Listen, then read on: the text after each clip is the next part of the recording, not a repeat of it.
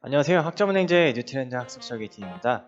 오늘 저희 전문 학습설계팀에서는 2, 4년제 초대졸자를 위한 학점은행제 IT 대표 전공 중에 하나인데요.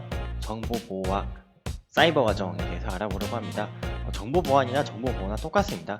영어를 어떻게 해석하느냐에 따라 다른 건데 저희 학점은행제에는 정보보호로 개설이 되어 있습니다. 이런 IT 전공 같은 경우는 초대졸자분들이 많이 찾는데요.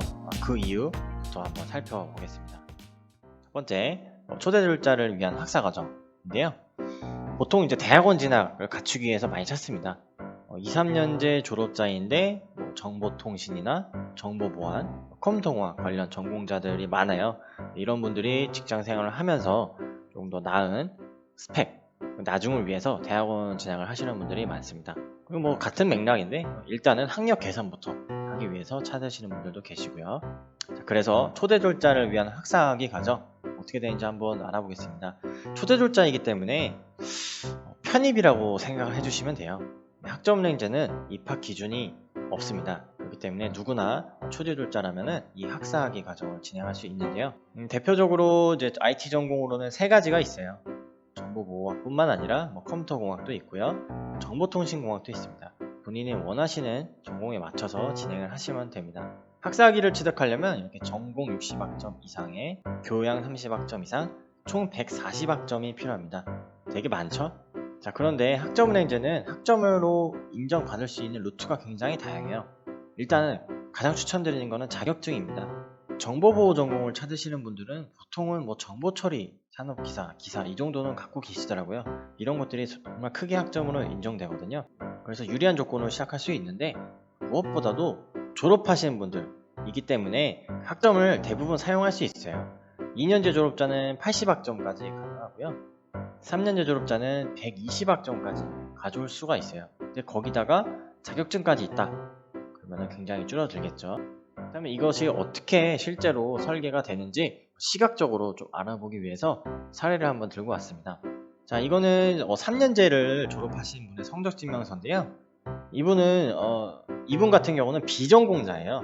3년제 졸업자인데 비전공자이지만 학교 다닐 때 어느 정도 정보보안 관련 과목을 이수하셨더라고요. 그래서 쭉 뽑아서 저희가 학점은행제 정보보호학 공학사 표준교육 기준에 따라서 전공은 전공 필수나 전공 선택으로 설계를 해드리는 거고요. 그 다음으로 이제 교양이 필요해요. 교양 같은 경우는 최대 30학점이 필요합니다. 혹시 이것도 저희 표준 교육 기준에 따라서 교양 과목으로 인정을 해드립니다.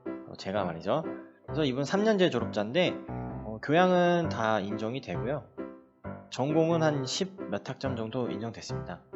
나머지는 50학점인데 이건 일반으로 빠져요. 그런데 앞에서 3년제 졸업자는 120학점까지 가져올 수 있다고 했는데 맥시멈이라는 거지 무조건 인정된다는 건 아닙니다. 그것을 저희가 설계해드리는 겁니다. 자, 설계가 완료됐으면 수업을 신청하고 이수해야 됩니다.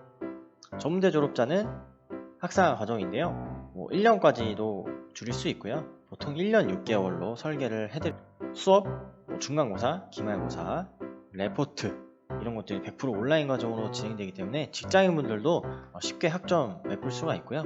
무엇보다도 제가 끝까지 관리해드리기 때문에 수월하게 진행을 하실 수 있습니다.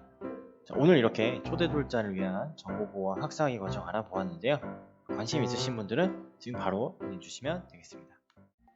저희 학점은행제 에듀트렌드 학습설계팀 문의 방법은 전화 상담도 되고 카카오톡 상담도 됩니다. 자, 카카오톡 같은 경우는 아래 절차대로 찾아주시면 되는데요. 카카오톡을 실행해 주시고요. 상단에 돋보기를 눌러주세요. 그리고 검색창에서 에듀트렌드를 검색해 주시면 아래와 같이 저희 카카오톡 아이디가 검색됩니다. 친구 추가를 눌러주시고 말 걸어주시면 됩니다.